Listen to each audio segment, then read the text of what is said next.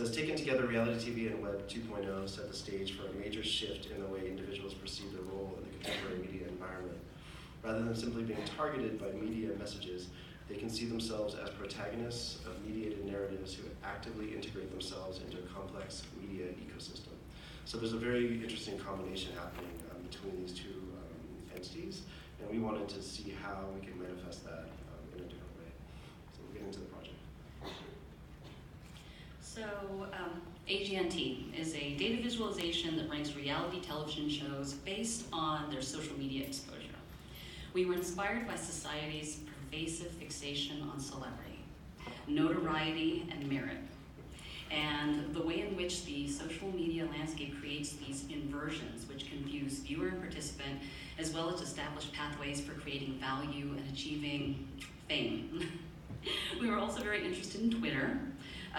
Twitter being a platform that was rapidly ballooning in usage and creating channels for some very unexpected and surprising behavior to emerge. So, if you can imagine, this was sort of like 2010, 2011, all of the things that were going on with, say for example, air spraying and ways in which people were utilizing Twitter to connect to individuals as both a way to announce, but also create communication back channels. We were really fascinated by that.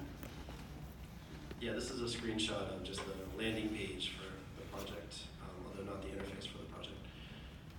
So this is a screenshot of the actual project. So it lives on the web, and if you've seen it at the museum, you can play around with it a bit, and you can also go to the website and download it. The visualization takes the form of an American flag. We wanted to use it kind of as a horizontal bar graph in a way. And so the stars at the top left represent tweets from Twitter users, and the stripes of the flag are assigned to the reality TV shows that are listed there, some of which have since been canceled since the project was released. But we wanted to kind of show, it takes a historical look. One example also from the top, the tweets from the top are actually, we used a program, a software algorithm that data mines Twitter and searches for the terms America and the terms no talent. And we find tweets that have those words in them.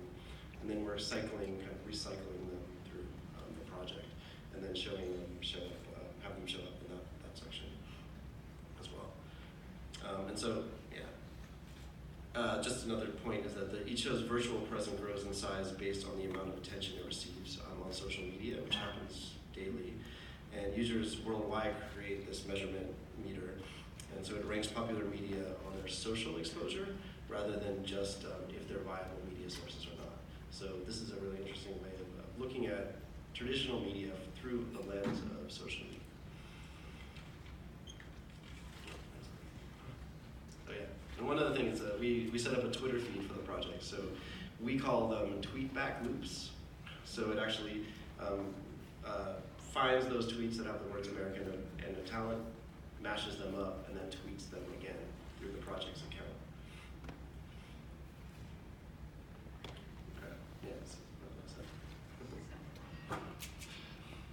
So here we want to reflect a little bit on NetArt. This is a funny tweet that it found, actually, so we wanted to kind of highlight that. I'm sorry about Kim Kardashian, I'm going to be bashing her a lot on this, but we have nothing against her personally. So here's where we like to reflect on NetArt and the self-reflexivity of NetArt practice, which has been part of the medium itself. One thing about NetArt is that it always comments back on the medium it's born from, and so if you look at early forms of NetArt, and you'll see people making art out of forms, for instance, things that are so banal that we use every day, but you can actually use that to make some interesting art. It's also been difficult to locate specific practices in NetArt, as it is a very elusive and sometimes anarchic art form, which uses the internet as its primary material. So NetArt draws on data from other internet memes and websites, which gives them sort of distinctive dynamics and transients. And it's really, NetArt, I would say, is a very site-specific art form, so it's bound to its own presence and impact on the internet. Right? Yeah, it's very specific to itself. And then it was really interesting hearing Yerke talk about the ways in which different artists draw from references with technology from places outside of the art world. I would say that NetArt is certainly a practice in which that kind of drawing of references from different sources is something that is sort of always been a characteristic, if you will, of the medium.